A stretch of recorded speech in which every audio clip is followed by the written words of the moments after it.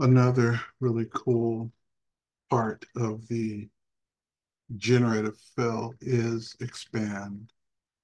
Let's look at it. Let's go to one of these images that's already in here. And let's expand it. Let's grab this image of the tiger. And let's say that I want to expand it and I want to have more head height and I want the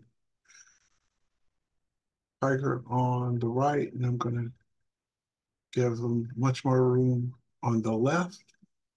So I want it to be like he's looking that way and you're going to see what's over here. Now you can enter in a prompt or I can just let uh, Adobe do its magic. In this case, I think it's better if I don't enter a prompt. And I click generate. And I can also use different formatting templates like portrait, landscape, square, etc. And so it's done a pretty good job. And then, of course, it always gives you a handful of options. I can click here, I can rate the result, and I can kind of just move around and see what. And it's finished up his or her, its ears. I think those ears look the best. I like those ears the best, personally. Yeah, I think those look the best. And then it's done interesting things with the background. I can click cancel. But I can actually I can zoom out a little with the scroll button on the mouse and let's expand it a little bit more. And I'm going to type in um, um, a forest, a deep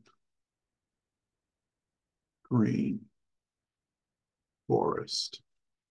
And let's see what it does with that. Let's see if it can meet that challenge.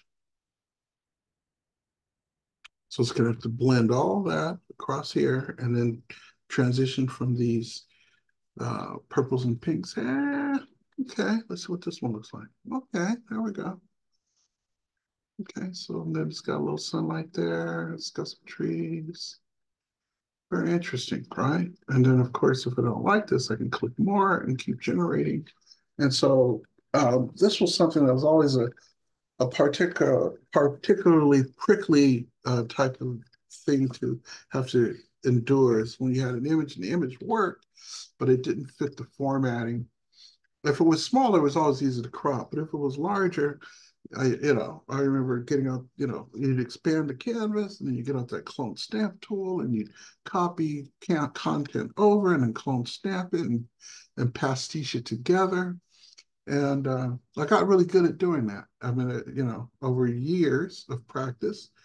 And now this just boop, knocks it out. And so am I complaining? Yeah, a little. But I'm also very pleased. And this is your expand feature. Let's click keep. And then, of course, I can say, hey, I want this to be a square. I want it to be landscape. I want it to be widescreen, right? I want it to be a portrait. I think this would work good as a widescreen.